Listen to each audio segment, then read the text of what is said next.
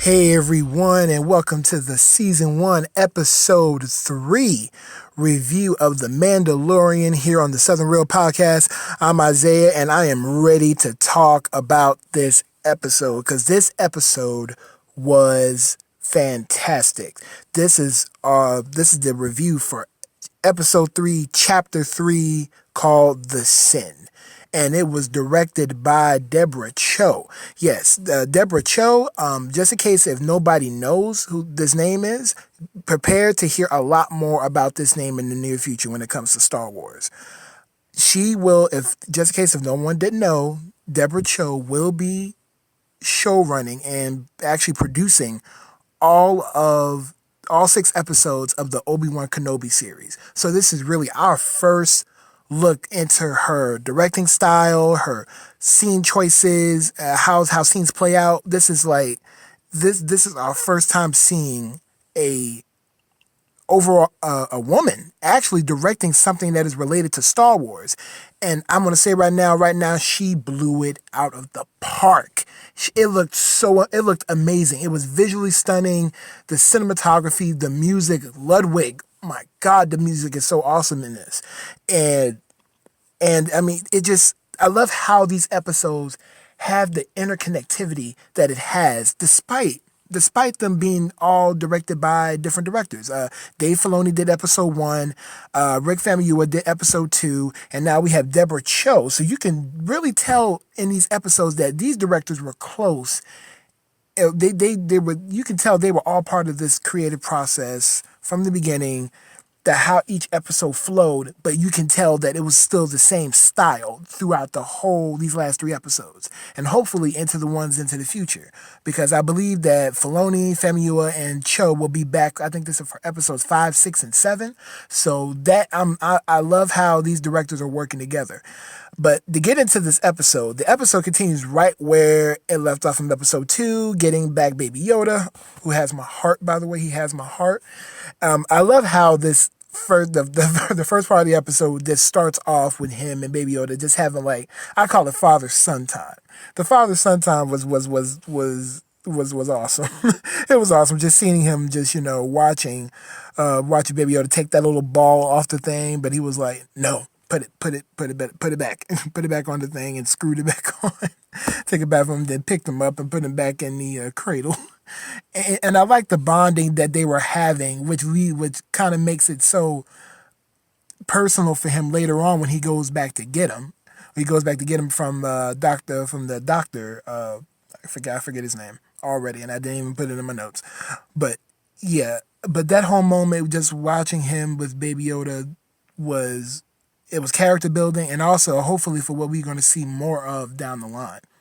And I love how they were walking through the town, and I love the way the camera just stayed on Baby Yoda, even though he was so short, and you just saw his eyes and how he was looking around and how he was seeing that, seeing how everything was different around him, and seeing all these bounty hunters and people, these people that live in this town, just look back at him and see, and it was like a sort of innocence to it. There was an innocence where he's like going into this world of bounty hunting and working for money and stuff like that. Like, this could have been his very first trip into something like that. I mean, considering that Baby Yoda's 50 years old.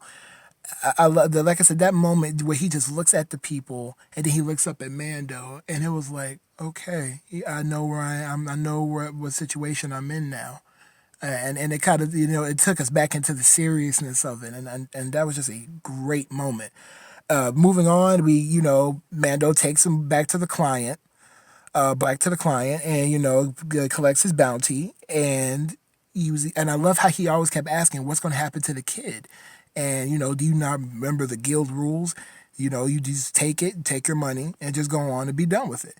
And I love how he just I love how Mando has this part of him that he's not like other bounty hunters. He has a soul. He has a soul because he know he like, even though like my bounties usually always like these grown people or grown adults, this is a kid. This is a child. And the way I am, the way ILM and Deborah Cho did in this episode with the way Baby Yoda looked at people, the cooing, I'm like, stop. My heart can't take anymore. I can't, my heart can't take. It's about to literally explode with so much love. I want to risk my life for this fictional character, which is crazy, but it had my heart because I'm a father. I have a 2-year-old son, and my son kind of resembled kind of how Baby Yoda was, and I'm like, oh my goodness, I would die for this kid.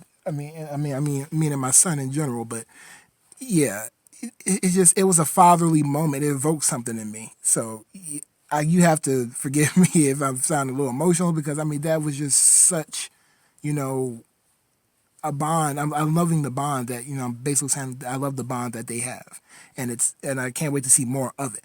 But moving on, he drops Baby Yoda off, and he goes to back to the welder, the welder there with the group of Mandalorians, and he brings this thing. Like, I didn't know what the name of the currency was back in episodes 1 and 2 review, but now I know it's called the best car, and we get a little history of it here. The best car is it's the metal that the Mandalorian armor used to be made of. But back during the time of the Empire, there was this great event called the Great Purge, where the Empire broke down the Empire broke down the people of the Mandalorian, stole all their armor and melted it down into these gold plates these metallic plates that you see everybody keep pulling out, and that was all made from Mandalorian armor. And I like how we're getting more history and backstory into the Mandalorian people. It's like they keep building them up, and this is what I love about Star Wars. It isn't just about Jedi versus Sith. You have other cultures like the Mandalorians that you could delve deep into, and dig more into their backstory, because the more I hear about what happens going on with the Mandalorians, it interests me in this show even more.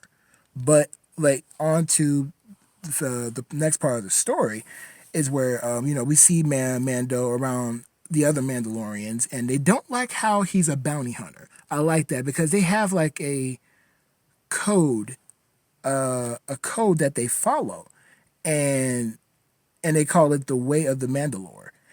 And I like how the welder said, and in the way of the Mandalore, you have to both be the hunter and the prey. And they say this is the way. This is the way. I'm like, that. Oh my God, that is so intriguing. It's so intriguing hearing that. And then you see that the other Mandalorians don't necessarily agree with Mando's way of working with the Empire, because they took so much from them. So you can understand their hostility with him. And I just love how they melted that down into his new armor, and they also talked about the insignia that they'll put on his armor and stuff like that. It's just so rich of Star Wars history right there that I just want to see more of. And I gotta admit, the Jon Favreau, who's wrote these last 3 episodes, excellent writing. This is excellent writing. But I want to know more about like other Mandalorians. Like I like how the welder asked Mando, "Have you removed your helmet?" And he was like, "No." "Has anyone ever tried to remove your helmet or like tried to get it off of you?" He was like, "Never." And I'm like, wow, what's the code that makes them keep their helmets on? Like I said, I just want to delve deep into this, and it's a beautiful. I love how every episode we get new pieces of information. So hopefully, you never know, we might see him with his helmet off by the season end or something, or you never know. Like, I don't know how this show is going to play out, but I love how we're just getting this week to week. But moving on, but one more thing before we move on. Can we just talk about how Mando was the cleanest looking mofo in the room at that time? I mean, everybody else's helmets were so worn and just look like they've seen some better days. But Mando was so clean. He was so clean. I was like, oh wow. I said, man, okay, I see you. Yeah, I mean, even though after he got his armor made, it was just so it was so nice, great to see something shiny and on him, and it just he looked like a brand new character, and I was like, yeah, all right, Mando, let's yeah, that's the way you gotta be stunting on these folks out here. But okay, but back to the Beskar. The Beskar is, like I said, it's a way of reclaiming back their heritage in certain ways, and now that he has this new Beskar armor, it's like okay, we're going to move this story a little forward now. But now on to Grief Karga. Grief Karga, which is played by the excellent Carl Weathers in this scene, he just goes on to tell Mando that, you don't have to worry about it. Go give, like, I'm going to give you the next job. You're going to go, you're going to forget all about this child, and we're just going to, go on like business as usual.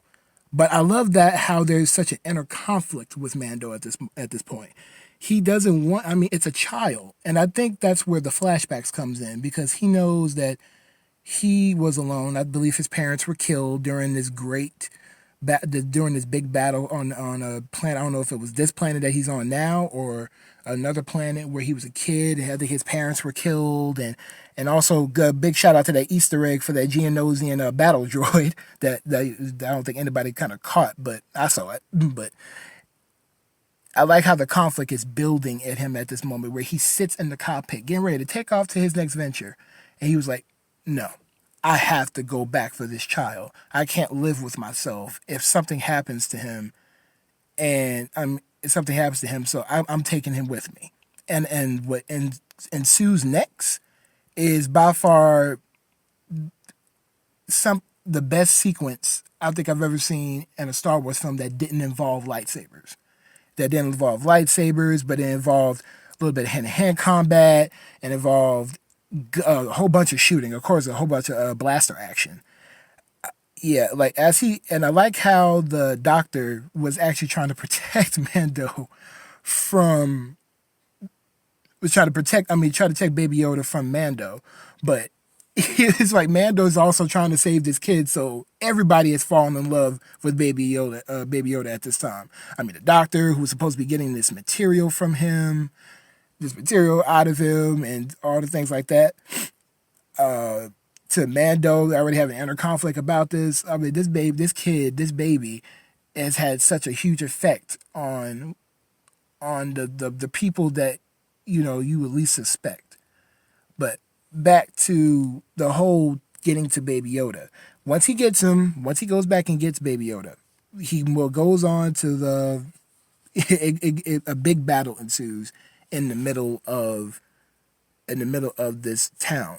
They never did give a name for the name of this town, but we know that it's on the outer reaches, away from the New Republic, who also gets a name drop, so they know what's going on with the Empire as of this moment. And we know that 5 years later, the New Republic is already formed. We get this big, nice, awesome Western shootout in the midst of the town square. And I have to admit, the way this was shot, was beautiful. It was shot like like a regular TV episode, but it had flair to it. There was like shots where he jumps onto the speeder, and he just like tries to go ahead and get the droid to move, and he was like, okay, no, I'm not moving. He was like, mm-mm, but he puts the gun to him, going like, move. Okay, I'm like, okay, that is classic Western. That's classic Western right there, spaghetti Western.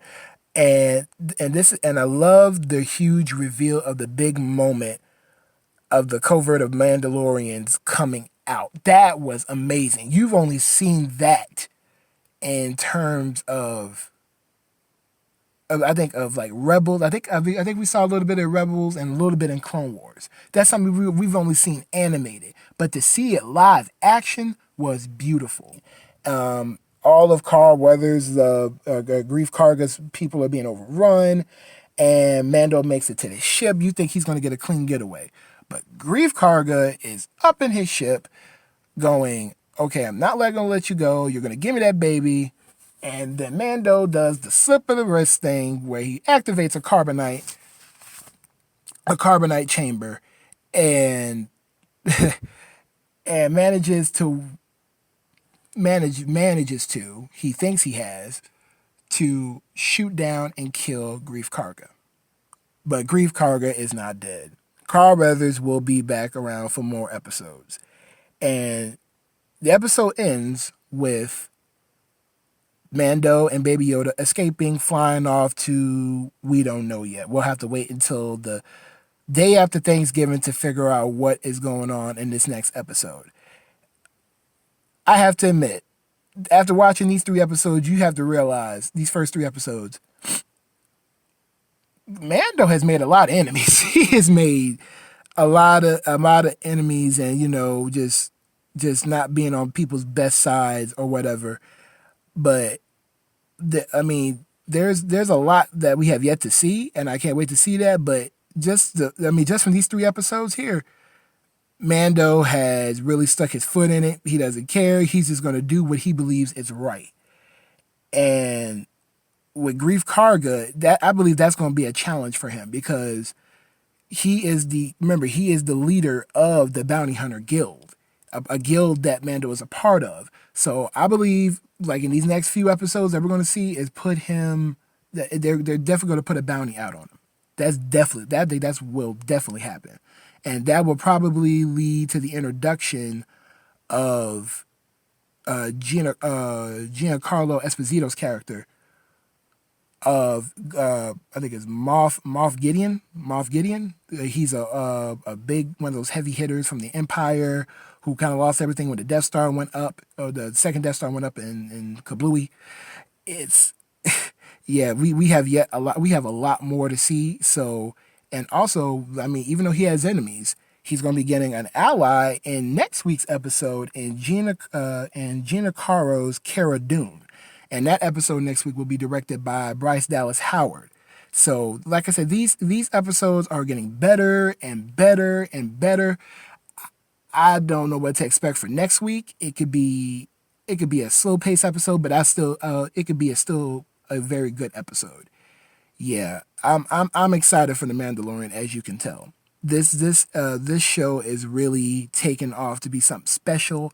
What Jon Favreau is doing, and with the directors and with Dave Filoni, they're making something really special.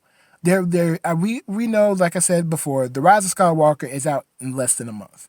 They're trying to find a way to keep the Star Wars brand alive. It's going to stay alive, but it needs the new original content. And we're getting that with The Mandalorian. We're seeing something fresh. We're seeing something that will excite Star Wars fans. Like, every time I've watched an episode of The Mandalorian since its launch, it's been twice. I've seen the episode twice before, sitting here and doing my podcasting here. It has been such a rewarding experience just to watch this the day it comes out or the next morning, and just be excited for Star Wars. And I'm hopeful, and I'm hopeful that, because I'm hearing that Dave Filoni, Jon Favreau, and I think they said Deborah Cho, or just some other person. I would have to look that back up. But I love the fact that they're probably going to hand the reins of the Star Wars movies over to them. Like the next movie, or wherever the franchise actually goes, it will be overlooked by those 3 people. And I believe, after what we're seeing here in The Mandalorian, I love it. Let them do it. Let them handle it. It will work. I believe it will work, especially if you got Dave Filoni. For many people who don't know who Dave Filoni is, Dave Filoni studied Star Wars under George Lucas himself. That's why, if you want to know the creative success behind Star Wars, The Clone Wars, it's because of Dave Filoni. It's because of him. Because he made it, and also Star Wars Rebels too. If, like, Filoni is like, he's like little George Lucas Jr. So if you have him on your team, Star Wars is going to be, I believe Star Wars is in great hands with Dave Filoni. And I can't wait to see what they're going to bring with this, either trilogy or a new film or whatever. It's going to be good. And I have to admire Disney Plus for not giving it to us all at once. Because I think that's the reason why people are loving The Mandalorian right now. We can't just watch it all at once. They're like, this whole binge watch, I believe it's a culture. The binge watch culture, it kind of needs to be cut down a little bit. Like I said, Netflix has really spoiled us in terms of watching everything at a whole season at once, everything at once. And I believe a slowdown is needed. After The Mandalorian here, after watching these first 3 episodes, I believe a slowdown is needed because it gives us anticipation to see more and more. And I can't wait to see more. I'm excited. I mean, for a Star Wars fan as myself, I'm excited to see more. And that is all I have for this episode. Thank you all so much for listening. Thank you so much for just tuning in on these episodes. I know my YouTube channel is looking kind of bare right now. It's a work in progress. I'm going to bring some of my old stuff from my previous channel over to this new channel. I thank you all for just listening, for whoever listens. This is fun for me. I love talking Star Wars. I love talking movies, entertainment. I love talking about it, and this is my outlet. And I can't wait to watch episode 4 and talk about it next week with you guys. So I would say adios, bon voyage, see you when I see you, or to our next listen. This is Isaiah signing off. Until episode 4, you guys. Peace.